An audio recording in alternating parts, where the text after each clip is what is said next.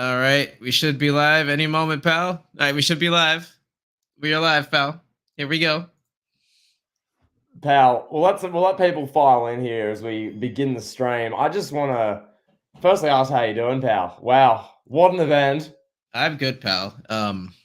It's been an interesting night of pro wrestling, pal. So how are you? Pal, that felt like an emotional roller coaster. That was everything we know and love about WWE, pal. Some things you're like, oh my god, this is hitting the feels. Other things you're like, bruh, like, well, why is Paul Levesque making that decision with his pencil and his piece of paper? We'll get into all of it over the course of the next probably hour or so. Kevin's got some burning topics to discuss as well. And there was a WWE behind the curtain documentary with WrestleMania 40, which we've both got strong opinions on, so I look forward to getting into that. But yeah, pal, wow, what a night! Yeah, I can't wait to talk about that. That documentary. That documentary. I don't know what to say. I'll save it, pal. But that was an interesting watch. I'll just say that. Oh my god, yeah. I'll just leave it at that. I don't know. Yeah, we'll slowly start to get into the conversation here, pal. I'm just checking we're all live. We're going. Unreal. Yeah, I'm making sure the stream is up. I don't know. I don't know if it's up. Well, I got the notification. There we go. Okay, looks like we're up, pal. There you go. We're up, pal. Yeah, pal. As we discussed the show, people are going to file in over the course of the next hour. How do we want to do this, pal? Because when it comes to a show like this, when the ending's as flat as this one was, we tend to start elsewhere, but I'm happy to start from the main event and work back. What do you reckon? Well, I think the big topic to discuss is John Cena. I think we should lead off with that. Yeah. That feels like what everybody wants to talk about. The main event left a little bit to be desired. We'll discuss with that. We'll discuss more on that. There was the whole Drew McIntyre Money in the Bank CM Punk fiasco, which I think is the second biggest talking point. But yeah, the greatest of all time, pal, John Cena, has announced his retirement. Any initial ruthless thoughts, pal? What jumped to your mind when you saw John Felix Anthony Cena out there announcing his retirement? This is one of those ones in wrestling where I'm not shocked. If this was in 2017 and Cena just comes out and says, I'm retiring, it's like, oh my God, no, wait, what? And it's like, what the hell? We've seen the WWE landscape shift so much in the last 5 to 8 years that really Cena's not like needed anymore. And that's a testament to WWE itself. We acknowledge Cena as one of the greatest. I'm sure we'll have many debates over the next 7, 8, 9 months as far as Cena's all-time ranking, pal. Get ready, pal, for more GOAT debates, more ending the debates featuring Cena, more of that sort of content, because it's bound to happen now. But yeah, my initial reaction, it was a bit like, oh my God, because you can think it and you can envision this is what's going to happen, but then it happens in front of you and you're like, that's Cena retiring. It's happening. Like, it's the sort of thing when it happens, then you're like, oh, okay. Will this change the WWE day to day? Not really. As I said, WWE is now marching on as this big global conglomerate, pal. Another big sellout, 20,000 people in Scotiabank Arena, pal, in Toronto, and they're doing big world tours and whatever, and they're making more money than ever, and they're on Netflix next year, as Cena mentioned in his promo. But yeah, it's a bit like oh wow. That was my initial reaction. What do you think? At first, I thought it was an angle. Like I was like, oh, they're setting this up. Like, this is all WWE. It's all wrestling. It's all BS, pal. Somebody's going to come out, whoever, I'll just throw a random name out there. Braun Breaker's going to come out, pal, and lay waste to John Cena, but that didn't happen. This feels real, and it seems like it's actually legit. The merchandise is out there. The last time is now, pal. Yeah, I mean, the main thing I was thinking was like, wow, I'm getting old. I'm getting old.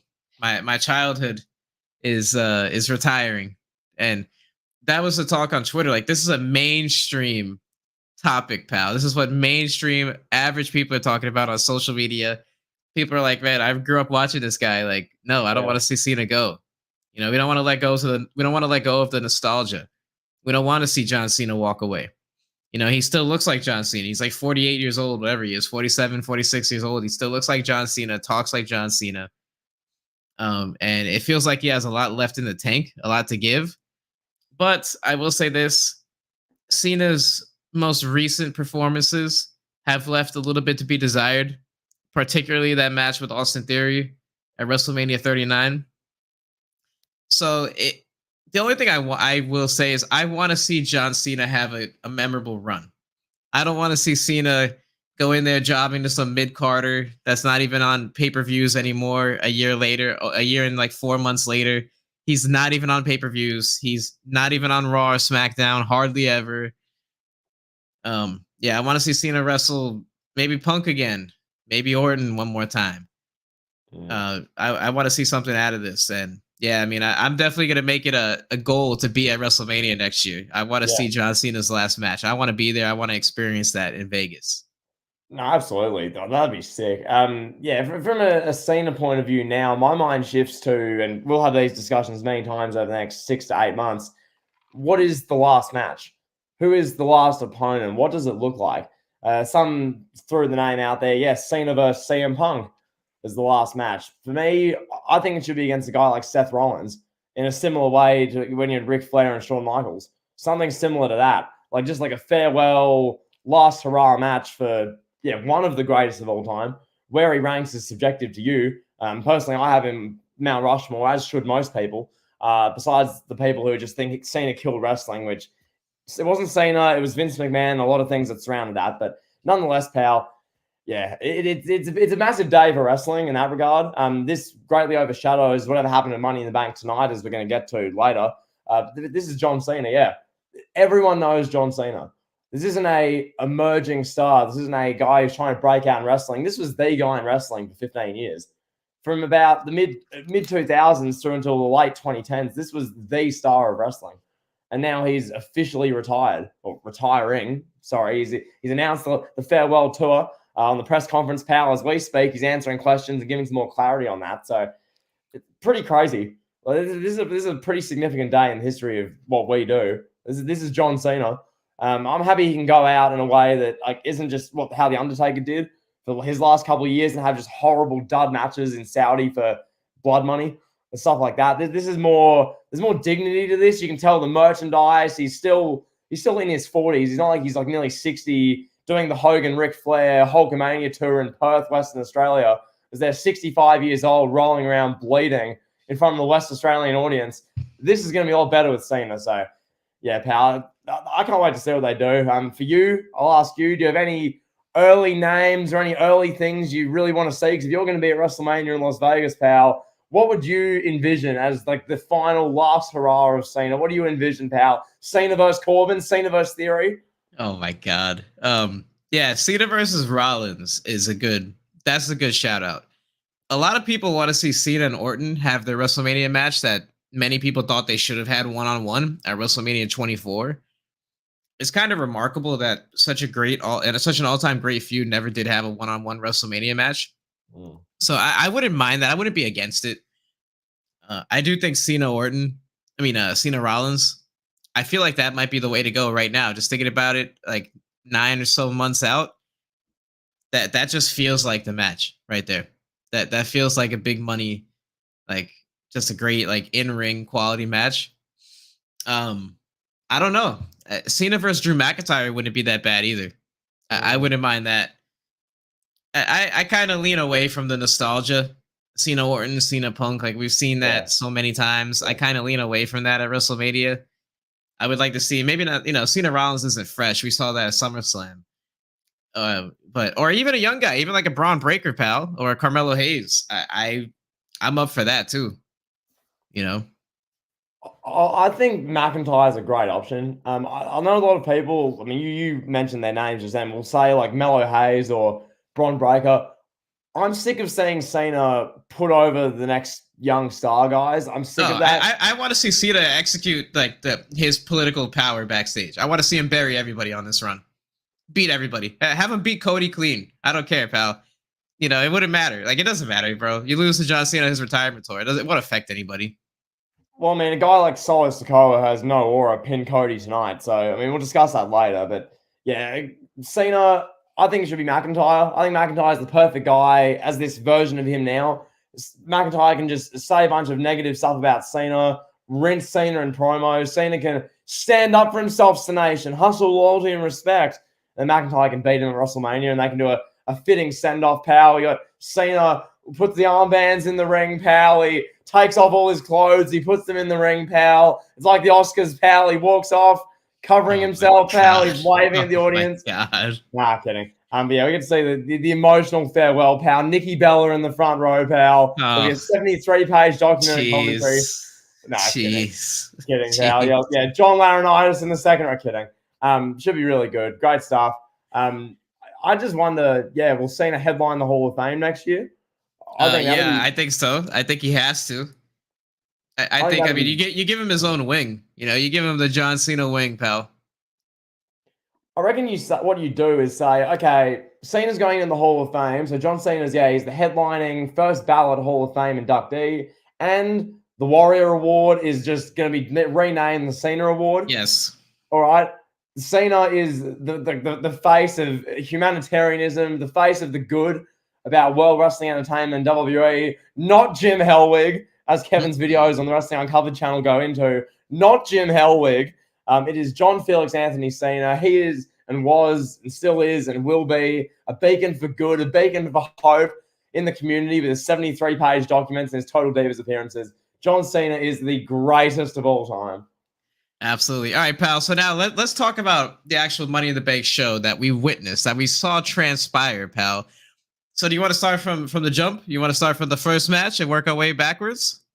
Yeah, I think with how this show went, we'll just start at the first match and go from there. And we give our raw opinions through the show. One thing I want to say, just before I throw it to you and we really get into the real meat and potatoes, what matters about this show.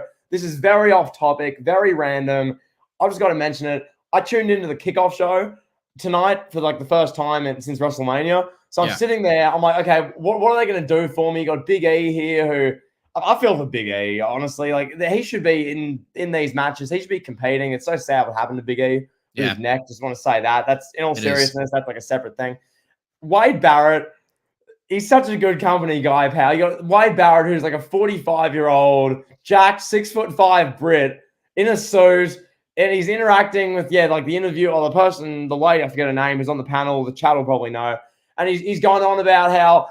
Crowd, are we saying yeet in the bank or are we saying yeah in the bank? I think we're saying yeah. No, I think we're saying yeet. I'm like, bro, come on.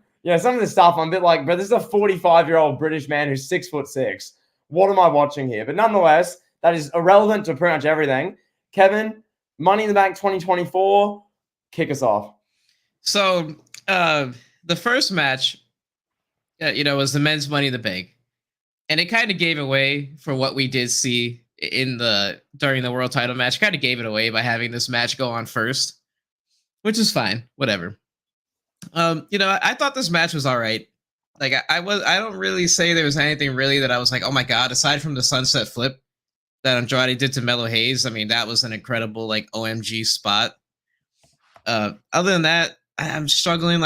I thought Chad Gable was great with the constant suplexes. He suplexed LA Knight, I believe, out of the ring onto a ladder. That was, incredible. Fairly predictable, I would say. This kind of reminds me of the Money in the Bank. What was the one that was super predictable? Was that when Cena won a few years back? 2012, yeah, that was Cena. Yeah, it kind of reminded me of this, and I get why they had Drew win this. I understand. It brings me back to the point that I've been making for so long, and you kind of agree with me. Just abolish the concept at this point.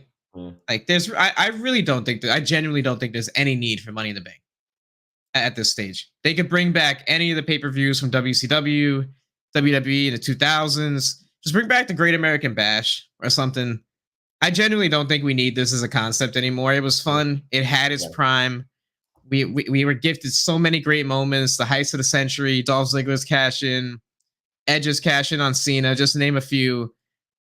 I think it's time to put it away, bro. I really don't see a point in having this anymore every year. I don't think it has the same oomph or same selling power that it did at one point.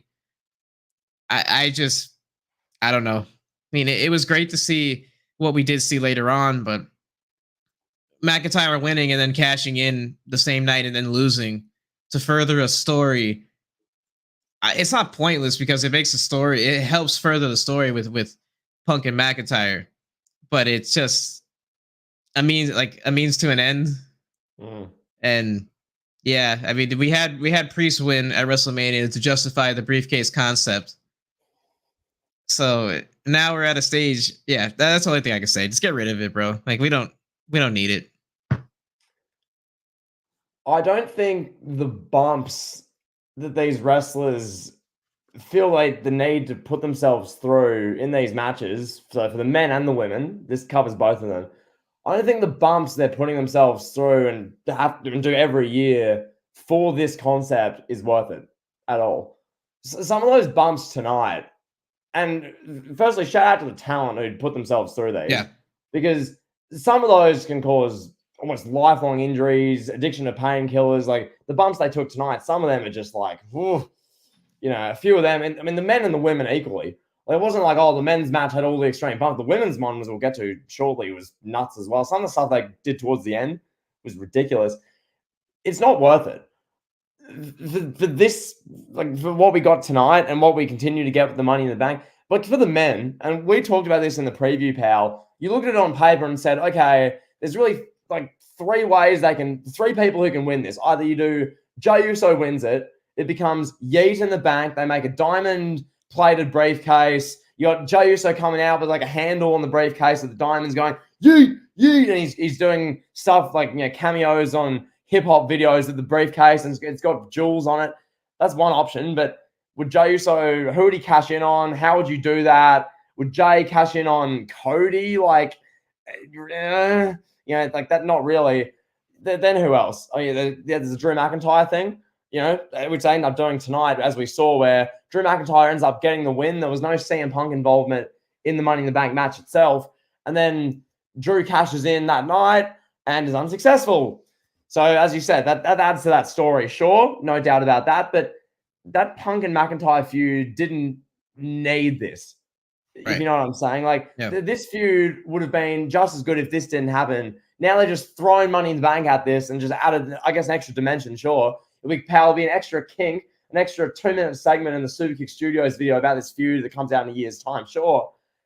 But what's the greater benefit here? What does this do for anyone? So now men's Money in the Bank's just gone for a year now. That was men's Money in the Bank. Drew held it for an hour and a half. One night stand with the briefcase. Now it's done. Where do we go from here, pal? Because the last really effective great Money in the Bank was Seth Rollins in 2014 and 2015. That was the last great one. And that was a decade ago. Pal, a decade ago, a lot of things were very different in the world and life generally. I think the times have moved on. I think the wrestling world has moved on from Money in the Bank and the concept of it. I think it's time to just get rid of it. I agree with you. Bring in, you say Great American Bash. You can bring in any show. Anything, it doesn't really matter. No matter what show they do, they're going to get 20,000 people, maybe a stadium of people. Bash makes the most sense since it is like July 4th weekend, you know? Like, is right there, you know? Go ahead. I was going to say, I mean, do Great American Bash and have that be like the one non-Big Four pay-per-view you do every year in the United States. And you really amp that up. You have like a packed 20,000 seat building. You have the crowd up and about all night. You do Great American Bash. I'm sure that'd be pretty good. Or you can do an international show. Obviously, it wouldn't be called Great American Bash. It could be, I don't know, Unforgiven or whatever. Vengeance. I don't know. Bad Blood. Well, they announce that. Whatever. Anything. Do it in some arena like this. 20,000 people in wherever. Going crazy. The decibel meter's there, pal. I love that tonight. The decibel reader. Who's got the loudest decibels, pal? The arena's screaming. I hear voices in my head, pal. 106 decibels. I don't know, pal. Abolish Money in the Bank's concept. There you go. Absolutely. That's the main thing I'll say. So Drew won. We're going to talk more about him. Let's talk about the Intercontinental Championship match. Sami Zayn versus Braun Breaker. Sami Zayn won in what I feel like is an upset. I thought Braun Breaker was like penciled in here to win this. It seemed like it was just the right thing to do. You know, you have a guy that's on the upward trajectory, a guy that's a young stud. You know, this guy that has potential to be a really big star, a cornerstone of WWE in like 3-4 years' time. It felt like, okay, this is like his Steve Austin moment in '96. You know, you give him the King of the Ring and then the Intercontinental title. that's like his forte into the main event scene, something like that, or Jericho or whoever, Kurt Angle, all these guys that have won the Intercontinental title and they use that to propel themselves into the main event picture. And we can still get that. I'm sure we can still get Braun and Sammy in a rematch at SummerSlam. Maybe it'll be bigger at SummerSlam.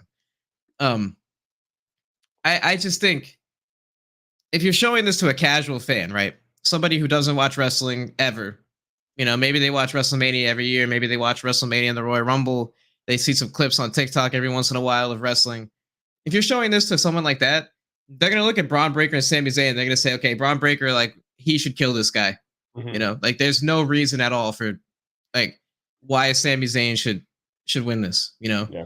If you're looking at it from a realism standpoint. It's like, you can say, oh, Braun Breaker's jacked and all this, but he's just as athletic as Sami, just as quick, all that.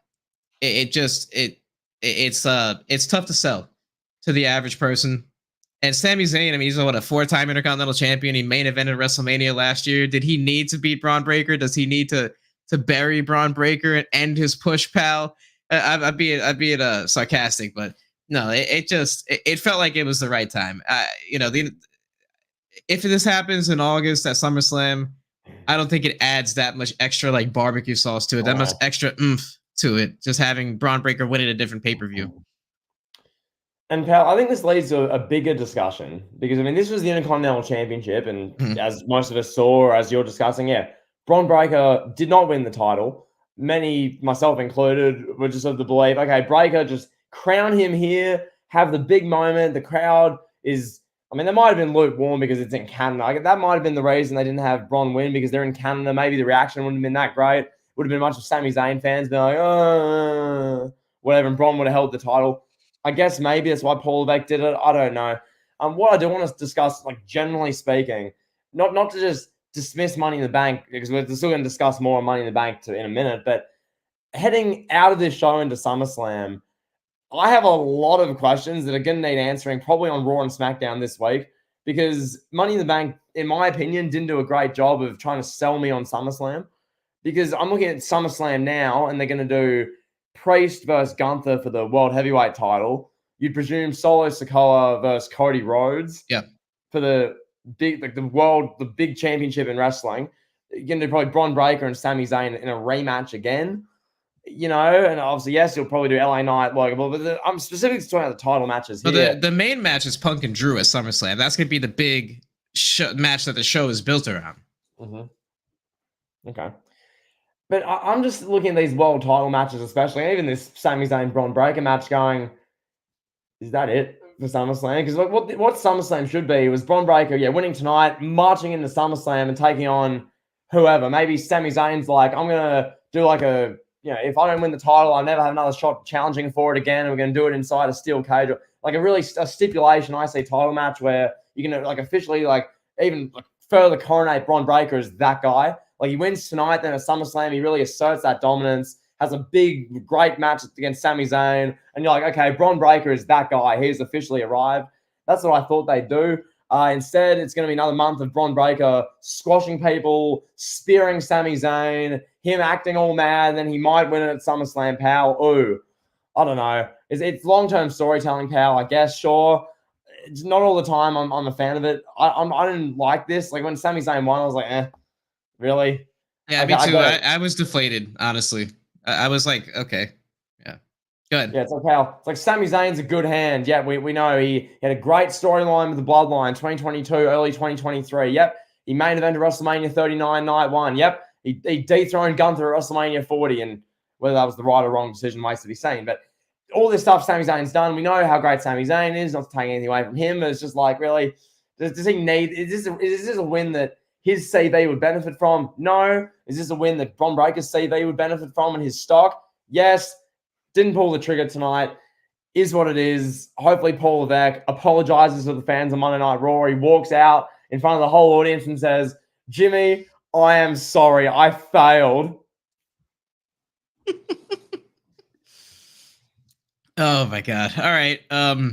Yeah, well, let's so after this match, the Sami and Braun Breaker match, we got the John Cena stuff that we discussed already. I'll just say this. I honestly thought when Cena came out, he was gonna be like, oh, Toronto needs a WrestleMania. I love Toronto. I had a great match here versus Edge, pal. at Unforgiven. Like that's what I thought we were gonna get. So I was shocked, to say the least, that he announced his retirement. That's man, that's a bummer, bro. Honestly, like John Cena announcing his retirement is like, it's like when LeBron hangs it up in the NBA. You Yeah. know, it's kind of the same thing. It's just like, God, that sucks. Yeah. But yeah, so after Cena's retirement announcement, we got Damian Priest versus Seth Rollins, which later became a triple threat match versus Drew McIntyre. Good. I'm just going to ask you, just a segue into your analysis and your review of this. You were pumping up this match big time in our preview. I mean, we were both fairly like into this match, but you were saying, yeah, this is the match Priest defines himself with. This is the moment for Priest. Like Priest beats Rollins here. Priest really sort of solidifies himself. Before I smear a narrative or say anything, I want your review of this match. Well, I mean, obviously, everything I said goes out the window once the Money in the Bank stuff became involved in this. I think the angle they have to do now with Damian Priest, since he was like, we saw him backstage telling Finn Balor and the rest of Judgment Day, hey, stay away from this match. This is just me. I feel like the angle they have to do now with Priest is like, okay, I need a match like where it's just me. No Money in the Bank, no McIntyre, no Punk, no screwy referees, nothing.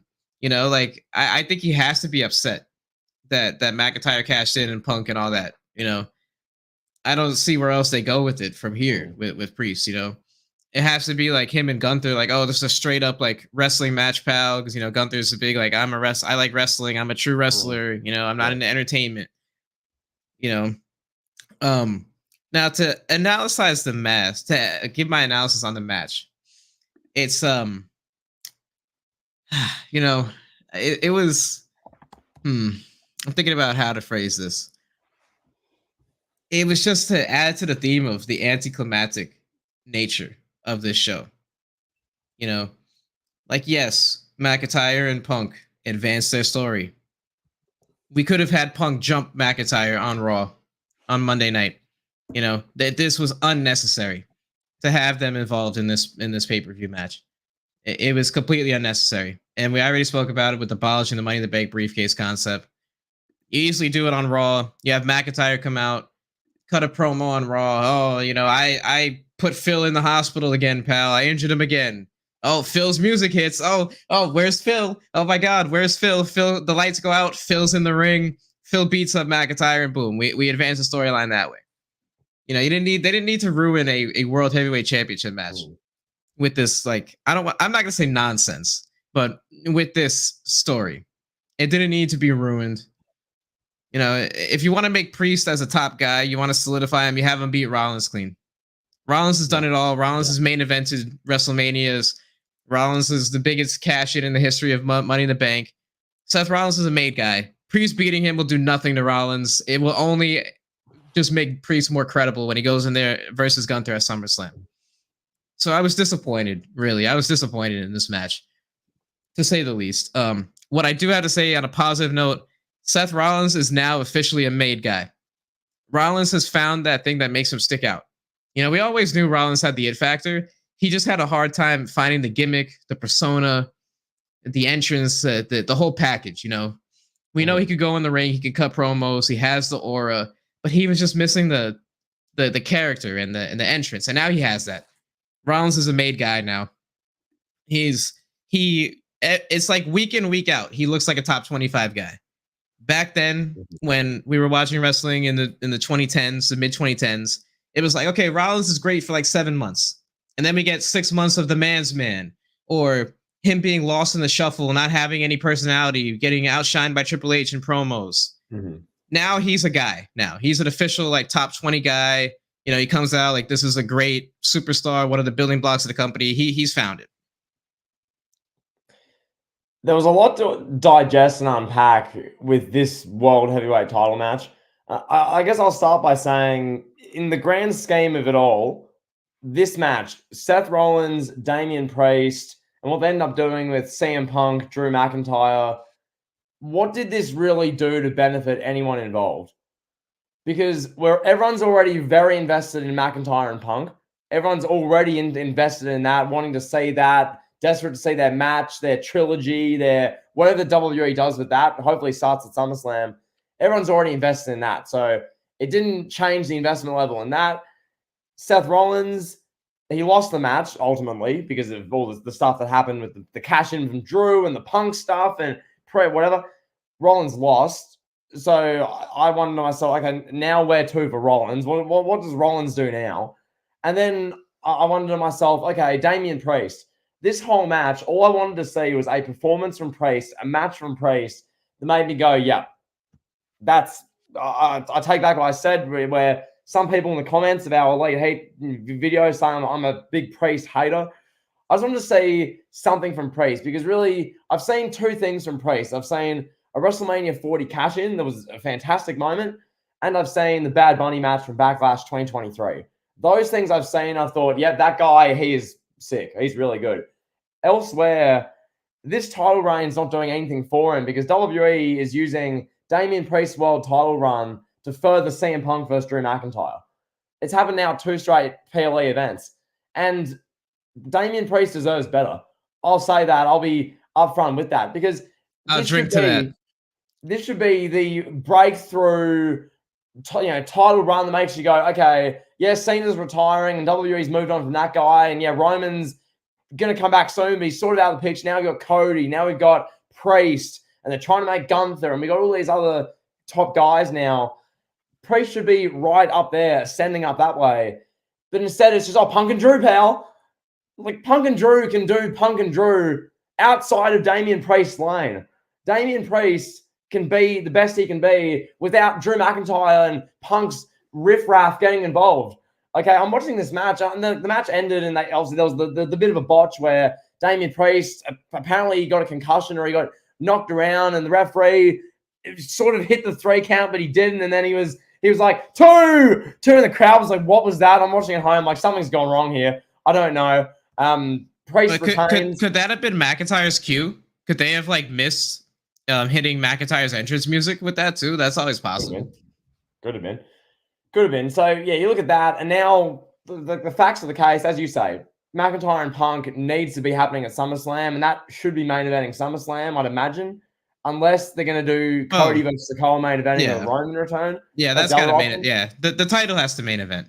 The Universal title has to main event for sure. So we're doing CM Punk versus Drew McIntyre in the middle of the card at SummerSlam, and that is cutting through and almost taking out the world title match of Money in the Bank, essentially, just to build that up. Like I don't know.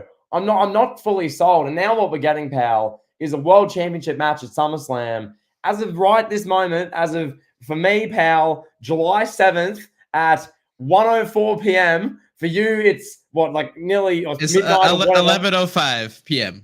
11:05 p.m. July on a 6th. Saturday night, July 6th. And we're looking at Damian Priest, who's a heel, versus Gunther, who's a heel, in the World Heavyweight Championship match at SummerSlam.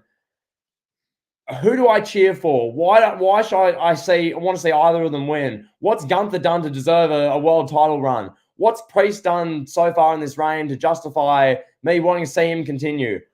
Why should I care? As a genuine question. That's not me being a hater. I think Priest is doing all he can here, but Triple H is doing Damian Priest no favors with this booking. That's just why I agree. I agree. I'll just say, before, we're gonna talk about this more, but my spidey senses are telling me that we'll see, Gunther will come out and be like, oh, you had one match against Bad Bunny, bro. Oh, now you're like this star, bro. Like, you suck. Gunther will cut some scathing promo, like tearing Damian Priest to shreds, and everybody would be excited for the match. If I had to forecast, Okay. Yeah, that seems like I do think I will say this. WWE booked themselves not in a corner, but WWE didn't do themselves any favors with this booking. Yeah, Seth Rollins versus Gunther is the clear, not dream match, but the clear, main event marquee match for SummerSlam. But then you can't do that because, then you're making Priest look like a joke. If you just have Rollins beat him and then lose the title 3 weeks later, it just makes everything look like a joke. Yeah, the greater question is, what do they do with Rollins at SummerSlam now? Rollins just comes out, it's like, hey, I'm gonna have an open challenge, pal, and whatever. I don't know. I don't know what happens with that, but yeah, let's move on. The women's Money in the Bank match, pal. Yeah, pal. Sure. So I was a bit distracted. I was losing my train of thought. I'm thinking to myself, has Gunther done anything to deserve the world title win at SummerSlam? But that's neither here nor there. We'll discuss that at another time. We'll discuss that in our previews. We'll get to that. Pal, take it away. Take it away, pal. What do you reckon? So yeah, so the women's Money in the Bank. I don't want to say this was match of the night, but it was damn good. It may have been match of the night. I don't know. There was a lot of botches, but whatever. Lots of crazy spots. I mean, bro, that spot with Io Sky and Zoe Stark, that's one of the best spots of WWE all year. That was incredible, bro. That was absolutely incredible. I was watching that going nuts. I just thought this match was fantastic. I thought Chelsea Green was hilarious. I know like people hate her. Some people hate her online. You're supposed to. She's an annoying heel, bro. I don't see it with Tiffany Stratton. I don't really see it. I'll say that. Mm-hmm. I think WWE could have gotten more out of Chelsea Green with the briefcase. You know, just from a comedy standpoint. Like, yeah, Tiffany Stratton, I guess, is the clear star and the one that's gonna be the face of the women's division. But I don't know. I'm not completely sold on her. Well, what did you think? I wasn't sold on the match, if I'm being honest. I'm watching it and I'm not on social media with this. I'm just watching the match, feeling how I feel watching it. But this took a while to get going. Like, I'm still watching the match going, cool, Chelsea Green's afraid of heights. Yeah, okay, there's Zoe Stark, pal. Oh, it's Io Sky, pal. And all of this sort of business. And then finally it picked up. And yeah, the last like 5 to 7 minutes, some of the things these women were doing to themselves in this match and the spots, I was like, oh, because like I logistically think I put myself in same to any ladder match or any of these like sort of dangerous sort of matches. How would I feel if I was 15 feet in the air and I jumped from my back, like I jumped back first through like a ladder, like a steel, like a proper hard ladder, like you know. So yeah, shout out to the performers, but yeah, the match itself, the booking, what it looks like for the WWE going forward here, Tiffany Stratton's Money in the Bank. I mean, I'm open-minded to it. I'm interested to see where they go with it. Really, for me, when it comes to like women's wrestling at the moment, if I'm being totally honest, whatever Liv Morgan's doing, I'm interested in at the moment. I'm invested. What's she doing on Raw? Is she involved in PLEs? I'm interested in that.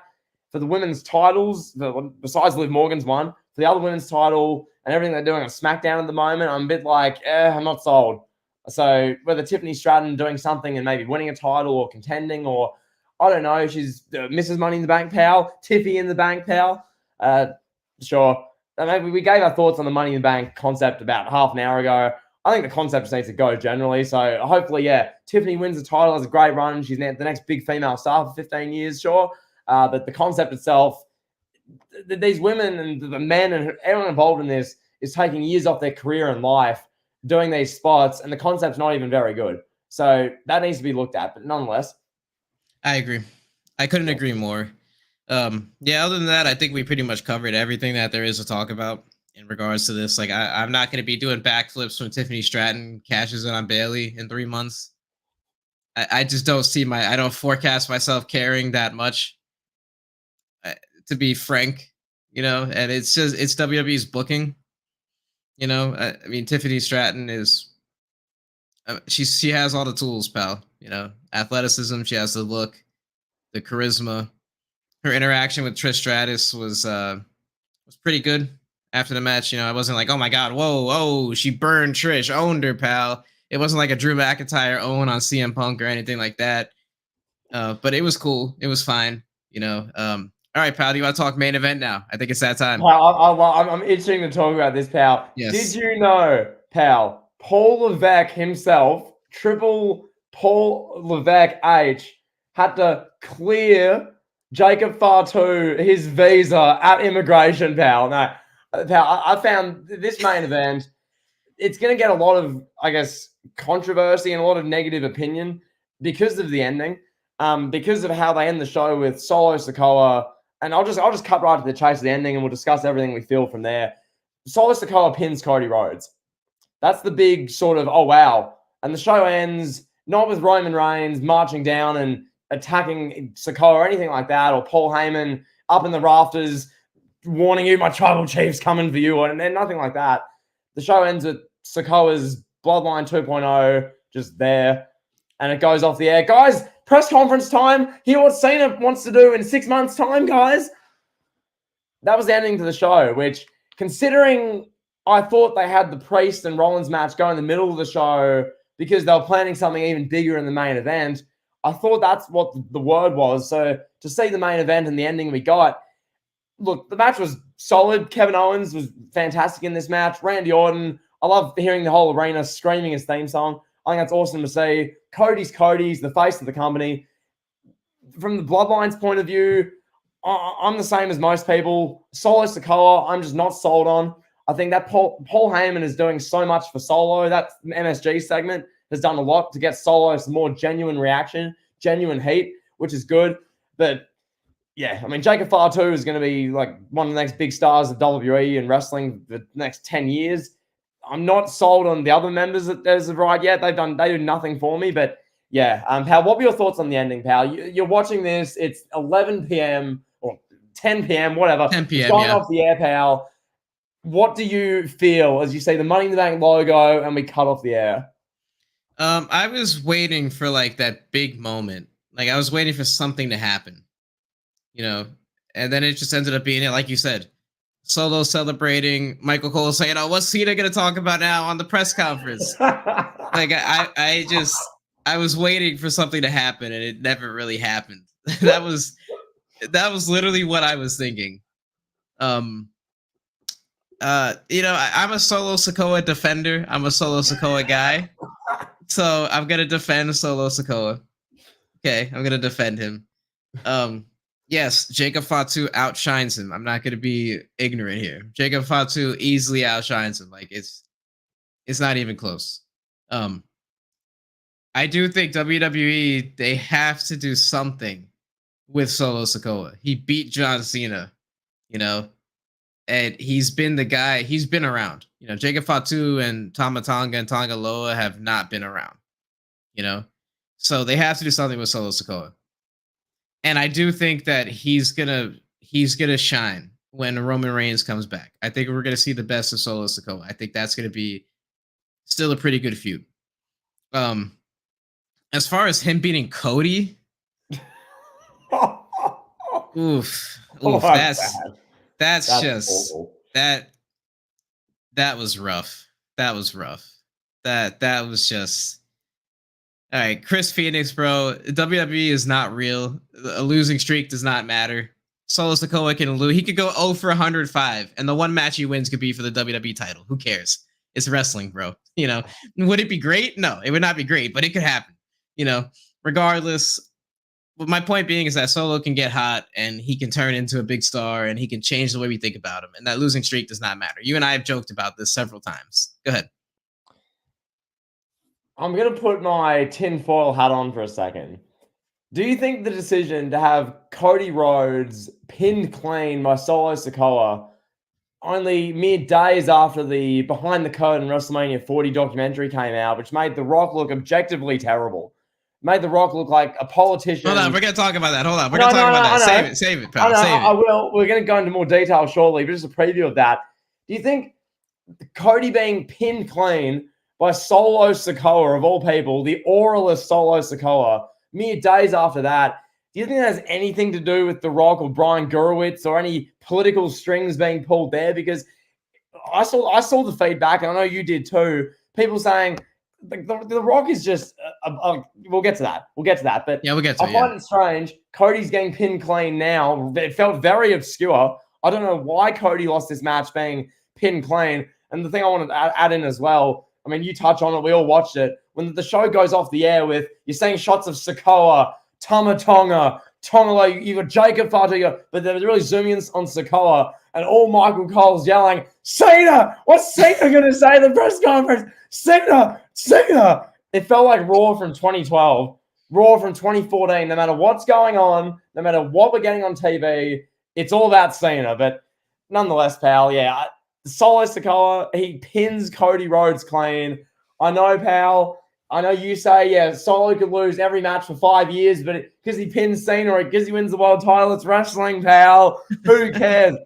I fully disagree. I know it's not real, sure. This isn't mixed martial arts, pal. I'm not Dana White. I know you're not either, but I expect at least a bit of continuity here. What is this? Excuse me, Paul Levesque, why didn't you erase this? When you wrote down Solo Sikoa pins Cody clean, erase that, Paul. Just write Solo pins Kevin Owens or Solo pins Randy Orton. Just do that. I don't know. Anyway, whatever. Yeah, I don't know. All right, we'll see. We'll see if everybody keeps the same energy when Roman and Solo are having cinema segments in 2.5 months. Then we'll see what people are talking about when it comes to Solo. It's not about 2.5 months. It's about what happened at Money in the Bank and what's going to happen at SummerSlam.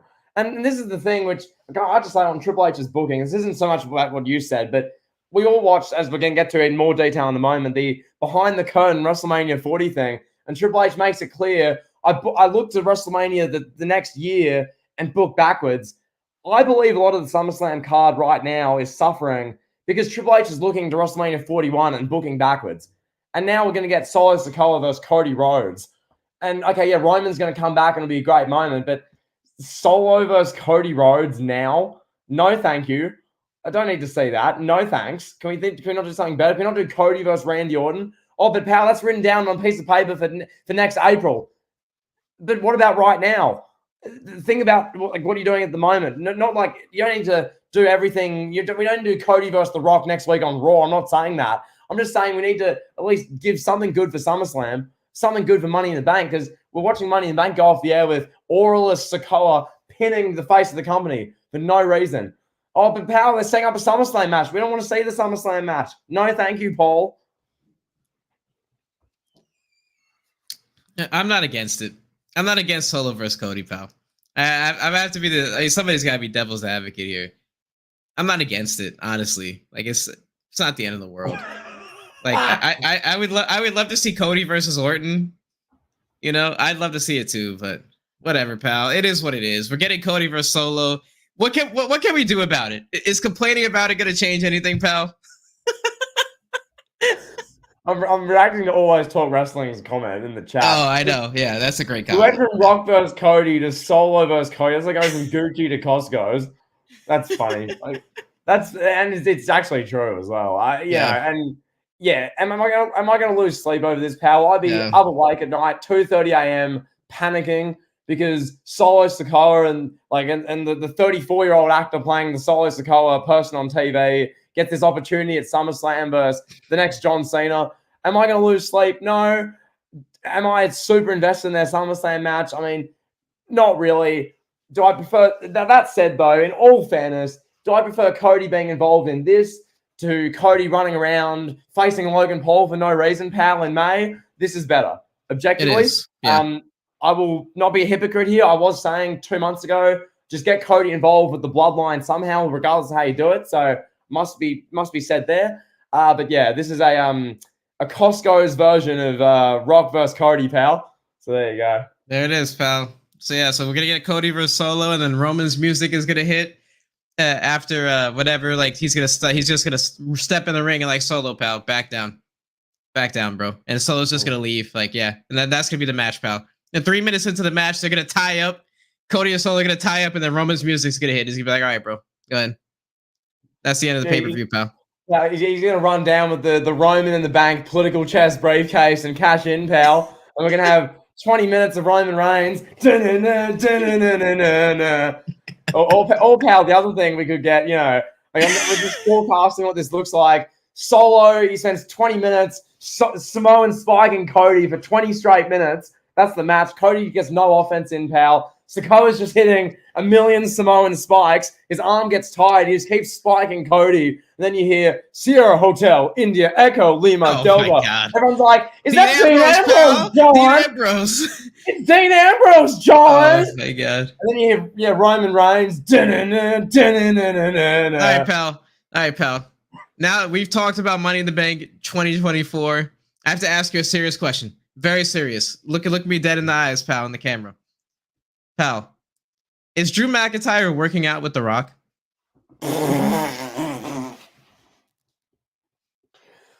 Are you referencing Drew McIntyre's Herculean-like physique?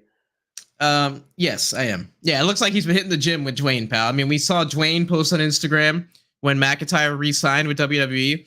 That's the only wrestler, to my knowledge, that Dwayne has posted on Instagram about their contract status.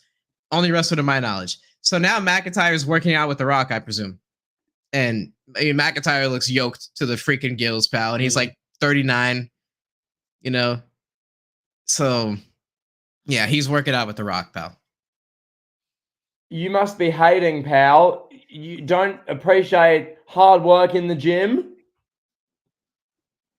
Hey, I work hard in the gym. I don't look like Drew McIntyre, pal. Pal, I was someone who would work out 6 days a week. I had like a 2-year, 3-year phase. It was like 5, 6 days a week of gym sessions. Like bodybuilding becomes your thing.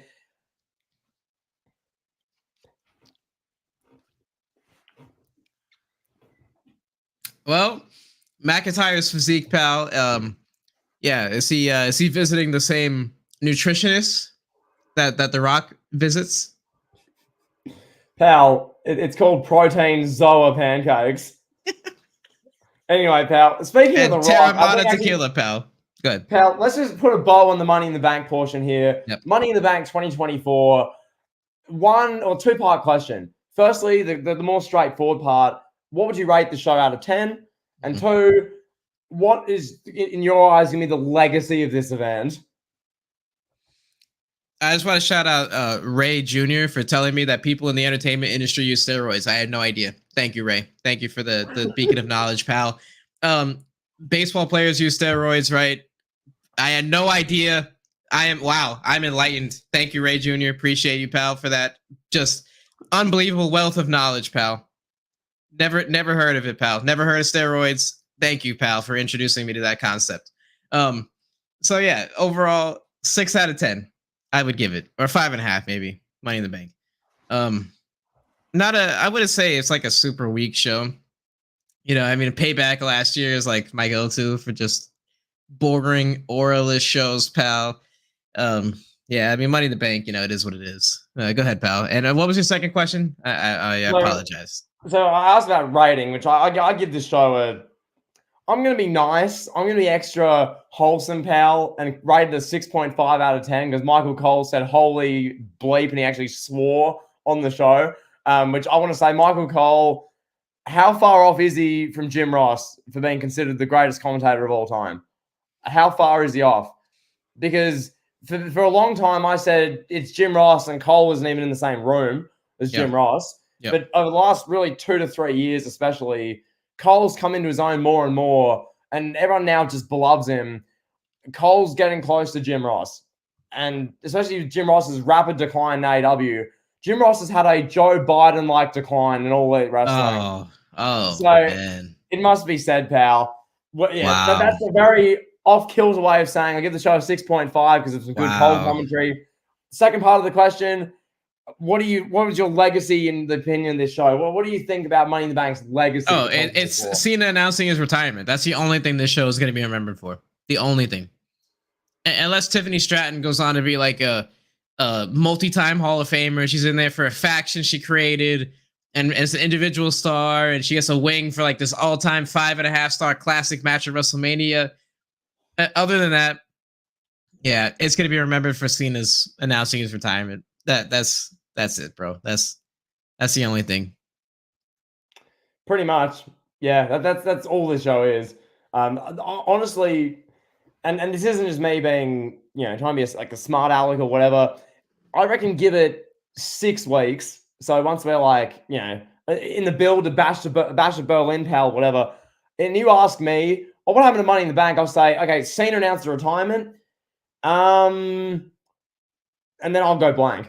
Yeah. And that's and I watch this show. That's not really a me problem. That's just a problem with like nothing of genuine substance happened. Right. It wasn't the first time McIntyre and Punk had a riff-raff which was involved in the Damian Priest World title match. We saw that literally last time at the last pay-per-view. So yeah, all being said, pal, I'll give it a 6.5 out of 10. The legacy of the show is Cena retiring or announcing his retirement. And as you say, unless Tiffany Stratton becomes the greatest female wrestler of all time, this is looked back upon as her first shining moment. That's probably about it, pal. And Yeah. Drew McIntyre loves protein Zoa pancakes. Oh my god! All right, now that we got that out the way, we talked about Money in the Bank. I'm so excited to talk about this, pal. So you and I both watched the WrestleMania 40 documentary. I'm just gonna go first. I'm gonna lead off here, pal. I'm batting lead off right now. I got my bat out. I'm ready to swing at the first pitch, pal. I watched that documentary. I watched it in full. I watched the first half last night. I watched the second half this morning. This was a piece of political propaganda, pal. To put it bluntly, this did not feel like a production that I needed to watch. I could have told you all of the content that was in this documentary. You know, I could have told you, hey, The Rock is going to take credit for everything, pal. The Rock is going to take credit for everything. Triple H is going to say, I didn't know what to do. I booked Cody. The only thing I can say in seriousness and serious analysis of this is that CM Punk had to be playing to win the Royal Rumble, and nobody wants to say that. And Punk got hurt and was like, just throw me out, Cody. Whatever. They'll figure it out. Like that's literally the only thing I can see happening, like that happened here. Like, because why would Triple H want Cody to win the Royal Rumble if they knew back in like August or September, whenever it was, that Rock was going to main event with Roman and Punk was going to main event with Rollins? And that was going to be your night 1 and night 2 main events and your championship matches. Why in the hell would they have Cody win the Royal Rumble to begin with? That doesn't make any sense to me or anybody watching the show. Like, you knew The Rock was going to win back in September whenever he appeared on the Pat McAfee show. And he didn't bother showing up in front of me in front of St. Petersburg. He couldn't bother being in St. Petersburg, pal, because St. Petersburg is such a disgusting city, not worthy of The Rock's presence.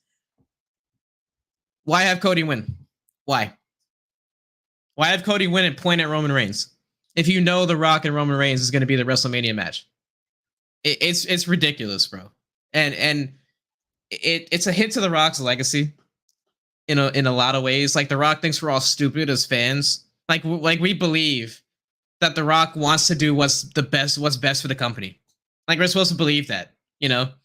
Rock is like, oh, I care about the fans, bro. I love the fans. It's all about what the fans want, bro. The fans didn't want me versus Roman, so I gave you Cody versus Roman. I gave you Cody finishing his story. It was ludicrous, bro. It's ludicrous. And it's more like backtracking and WWE and The Rock trying to justify the whole build that we got, the whole chaotic build. When the Rock could literally just tweet. This could all have been said in a tweet. 100 characters. Hey, my bad, everyone. I thought me versus Roman was going to be the match of a lifetime, pal. The match of the century. And you guys wanted Cody to be in the main event. That's it. That's all you got to say. It could have been done in a tweet. You all wanted Cody to be in the main event. My fault. I ruined Cody's moment. There you have it. And that's all that could have covered the documentary. What I will say, yeah, the timeline they portrayed and the way they told it didn't make sense. That was my takeaway. Not at all. I'm as like most of you have seen it. You're watching, going, okay, so yeah, like they spend the first 10 to 15 minutes just talking about, like, The Rock going, well, we I had the idea with Nick Khan and we discussed this for a few years back, and we looked for WrestleMania 39, but it didn't end up happening. And then I showed up at SmackDown and I did the Pat McAfee show in September, and we were getting conversations going that maybe we do Rock versus Roman. And in reality, that was probably either clearly planned out, and that was always going to be the plan, or The Rock was just running his own agenda. Like, it, either way. And then the way they tell it, well, Cody won the Royal Rumble because you give yourself the option, hey, we could do Cody versus Roman, or we could do Rock versus Roman. I'm like, that makes no sense. What? Huh? Yeah, like I think what you said is valid. Like, that probably is, yeah, maybe Punk was just set to win anyway, and then Punk said, nah, I'm stuffed here, just throw me out. Point of Roman, throw me out. And that's why Cody was so conflicted about the whole thing, pal, because he was told by Triple H a day before the 2024 Royal Rumble, we've been political chessed here. We've been done over by Brian Gurewitz and Dwayne The Rock Johnson. The whole thing made The Rock look terrible. Yeah. The whole thing, I'm watching it going, you mentioned The Rock's legacy there. This does nothing of benefit to The Rock's legacy. The Rock took Cody Rhodes being crowned as the guy in WWE and made that all about him. Somehow, this was a 1 hour documentary where the first 40 minutes, particularly, because the last 20 minutes was just, here's what happened at WrestleMania, pal. Oh, look, here's a couple of little clips from Gorilla Position of Triple H shaking hands with some people at the end. The first 40 minutes was the meat and potatoes of this documentary. And all that gave us was The Rock being like, well, I'm on the board. I'm above Triple H in the hierarchy. I really had the ultimate say here. I called Triple H and Nick Khan on the phone and said, hey, I think we should go a different direction because I care about the audience. Huh? Is that really what happened, Dwayne? Is that really what happened? Are you sure about that? Are you sure about that? Like, it was so off. It was like this documentary was like off fish. You could smell it was rotten from a mile away. It didn't add up. It didn't make sense. It was just, I didn't like it. Like my takeaway, the feeling I had watching is I don't like this. And like the little segments they put in there, like little bits of footage they were showing when The Rock's getting Bob Backlund's 1970s championship belt. Triple H is showing it to him. The Rock's saying how the belt feels on his shoulder. He's looking at photographers. Oh, let's get a picture. I think we should get a photo. Why are we watching this? Why are we watching The Rock exploring the WWE like museum? What does this do for anyone? This is about Cody Rhodes and the WrestleMania 40 moment and the build WrestleMania 40 and watching segments of The Rock looking at his grandfather. Like, okay, pal, we're hearing about The Rock. Like, this might as well have been a Rock documentary. The inside the life of Dwayne, pal. This is like the 2012 documentary about the once in a lifetime matches. Make it all about Dwayne, because that's all this is. Dwayne greater than WWE in his eyes. That's all this is. I don't know, pal. I wasn't a fan. It didn't make Dwayne look very good. I don't like the whole thing generally. What do you reckon? Anything else from you on that? I did think I did find the part fascinating where Triple H basically said, "Oh, like we're gonna have Cody win, and then what?" And then it made Cody look like a jackass. Like Cody pointed at Roman just to do it because like Cody went into business for himself. Like that part was really baffling to me. Sorry, on that, just before you continue, the part of the documentary I cringed at hardest was The Rock was voicing over that part where he's like, and then Cody and I shared a moment in the ring, and then we had the face off. Myself, Roman Reigns, the audience was going crazy. They amped up. This is us, trying to make it seem like this was like this legendary moment in wrestling. And not everyone who watched it, like we all thought watching that segment, which we reacted to on Elite, hey, what is going on? Cody's being effed over here. And like they just dismissed it. The Rock was like, well, yeah, we had Cody and I had the moment in the ring. As though it was like some buddy. Yep, all good. And Cody was visibly sad, visibly angry in the moment because everyone knew what was going on. And Dwayne's in his own little bubble. Anyway, sorry, carry on. Yeah, I mean, essentially, if I'm hypothesizing, what I think actually happened in a real life is Triple H, after WrestleMania 39 went off the air, wrote on a piece of paper, hey, it's going to be Cody going over on Roman at WrestleMania 40. Like it was supposed to be WrestleMania 39. Cody was supposed to win. Roman goes back into the office and it's like, hey, look, give me one more year. I'll get Jey Uso over. I'll get Solo Sikoa over. You can sell all this merchandise. You'll have a new bloodline. You'll have Jey as a single star. You'll have Jimmy as a single star. Okay, that's the deal. You're going to get all these guys over, Roman, but you got to put Cody over at WrestleMania. Boom. Shake hands. Then, like 5 days out before New Year's Eve, The Rock calls Nick Khan and is like, hey, bro, I'm going to be in whatever city the day one is. Hey, let's have this match. Or let me show up, pal. And then I'll say, oh, I'm going to have lunch at the head of the table and I'll see what the fans think. And the fans go crazy. Oh, he's going to have lunch at the head of the table. Oh, my God. And now we're here. Now Rock is like, all right, yep. I know you had Cody to beat Roman in WrestleMania 40, but we're changing that. Scrap that. I'm on the board. I'm more important than all of you. I'm facing Roman. That's what the fans want. Cody Rhodes, he's a good hand, great wrestler, but he's not bigger than me. He's not a bigger star than me, blah, blah, blah. whatever. So, yeah. So there we are. Then I think that's what happened. Rock was like, yeah, I'm going to win and I'm going to beat Roman, and boom. And then when people were like, wait, what? Like, the execution was garbage, bro. Still. Like, that was still a horrible segment. If The Rock wanted to main event WrestleMania, he should have showed up in St. Petersburg and won the Royal Rumble. Point blank, bottom line. You know, that's it. Like, that's the only thing. That's where Rock messed up. He should have showed up at the Royal Rumble, threw out 3 wrestlers, called it a day, threw out an injured CM Punk. Hey, I know I stole your spotlight back in 2013, Punk. I'm stealing it again 11 years later. Let me throw you out. And that's it. Like, that's what they should have done.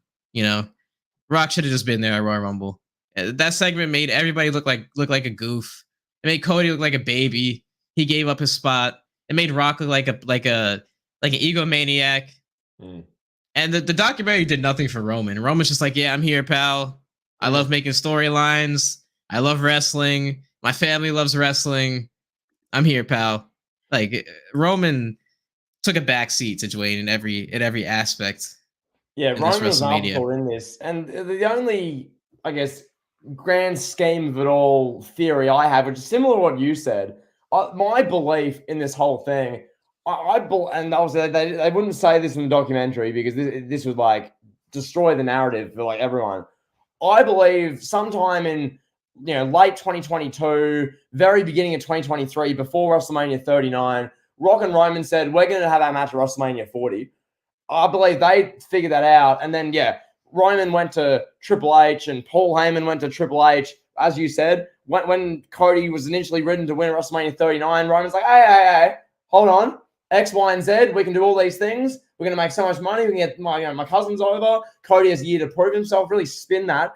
And Triple H and the crowd, okay, actually that works. Then we'll have Cody win the next year, knowing deep down full well, not Cody next year. It'll be Rock and Roman next year. So there you go. And then from there, Roman obviously beats Rock, and then he has the reign that goes on past Hulk Hogan's run. That's my genuine belief in this, because Roman was radio silent in this documentary. All Roman did in this documentary, pal, was the little segment of Roman Reigns, WrestleMania week, walking on the treadmill, pal, going, we're creating art here. This is what we do. This is the biggest week of the year. That was Roman's contribution in the documentary, because everything else was just seeing the footage of Paul Levesque walking in. This is WWE head of creative, Paul Levesque, and you see him walk past the whiteboard with WWE Raw tour dates, WWE SmackDown tour locations, and Paul Levesque's like, let's make something work. Bruce, what should we do? And it was just The Rock playing political chess. I don't know. The documentary was an L. I can't believe that this came out 3 months after WrestleMania, so The Rock could try and spin it in a way that makes him look good, and it still made him look terrible. Well done, Dwayne. Well done, $7 Productions. Great job. Really well done. Yeah. And the last thing I want to say about The Rock's legacy, it seems like everything's spiraling out of control for The Rock. He had the fiasco with like In-N-Out Burger on Instagram where like he was like, oh, this is my first time ever being here. And people are like, no, you actually been here like 8 years ago. And that looked bad. Yeah. And Black Adam flopped, and he got booted out of Fast and Furious for being an egomaniac, allegedly. What do I know? These are rich people. I have no idea what they're actually like doing in real life. But yeah, it seemed just like, it seems like The Rock is, I don't know. It seems like he's fallen off, bro. Like, I don't know how else to say it. It just seems like he's become so robotic. Everything he does is just designed to be like, yeah, I'm positive. I'm Dwayne. Yeah, drink my tequila. Yeah. It doesn't feel like he's even like a real person at this stage. Just feels like everything's branding, everything's marketing. You know what I mean? 100%. No, I know what you mean. And like with The Rock, even looking bigger picture with him, I remember, obviously he has his WWE little run, 2012, 2013. He wrestles a match against Cena and he then goes away from wrestling. And I remember vividly when I was in 9th grade, 10th grade, 11th grade, that video of The Rock talking to the LA Lakers, doing that like motivational speech almost about how, He's the hardest worker in the room. He wakes up 4:30 a.m. Like The Rock's like life story basically, which everyone knows pretty much now. He hits the gym with Drew McIntyre at 4:30 in the morning, pal. You're trying to get me sidetracked. But yeah, like Dwayne's doing this speech to Lonzo Ball, Kuzma, like the 2018 Lakers, and it made the rounds. Every motivational YouTube series was clipping it, reels, everything. There were segments on it, and the perception of The Rock was this guy is like the hardest working man you've ever seen. He's as jacked as it gets. He's up at 4 a.m. He's doing movie filming 12 hours a day. This is like the ultimate person. And then that's just become branding, marketing, positive PR, like this obsessive positive PR machine, to the point where people like us, or just normal people, look at it and go, this is fake. Like this is inauthentic. This isn't the authentic speech of him, shooting the breeze, the LA Lakers in 2018. This isn't authentic anymore. This is just PR and spin. This is not real. And people see through inauthenticity. So that's the reality for Dwayne "The Rock" Johnson. His legacy has taken a big hit here. I'm proud I had him lower down in the rankings than Paul Levesque all time. I'm proud of that. I'm happy I had Shawn Michaels and Triple H in X positions and The Rock below them. That's where The Rock deserves to be. And I'm not ashamed of that, pal. I had The Rock, I think, 8th all time, below Triple H and Shawn, I think. And that's where The Rock deserves to be, pal. Yeah, I think, like I said, I think if The Rock had just tweeted and said, hey, look, I made a bad decision. I try to overshadow Cody. And just like, hey, I did what I could to give you guys the best version of me, the final boss Rock. And left it at that. Left it at a tweet or a statement. We didn't need an hour-long documentary with The Rock saying, oh, it was my decision, bro.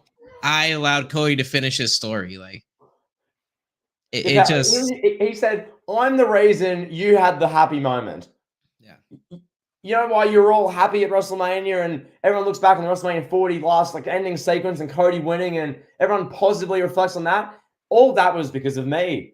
Because I gave that the all clear. I called Nick Khan, Paul Levesque, and Brian Gurewitz on the phone. Yeah, like when we needed Rock, I've said this before a million times. When we needed Rock at WrestleMania 30, what was that, 34? When we got Rock and Brock and Roman for the millionth time. When we needed him, he was off filming movies, pal. Then when we needed him again at WrestleMania 38, we got Rock and Brock again. Roman and Brock again. Jeez, I can't talk. Roman and Brock again for the millionth time in LA. Hollywood. WrestleMania goes Hollywood, pal. Dwayne Johnson, biggest Hollywood star. Where was he? Nowhere to be found.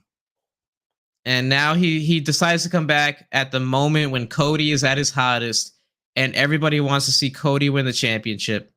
And it was all bullshit. He tried to steal Cody's spotlight. WWE fans revolted so bad that he had to change his mind, and everybody in the end had to change their mind. Triple H got his way. He out-politicked The Rock. He beat him at his own game. Triple H wanted what was right for business, what was best for business, and that was Cody winning the title. Just imagine where WWE would be right now. Picture that, July 6, 2024.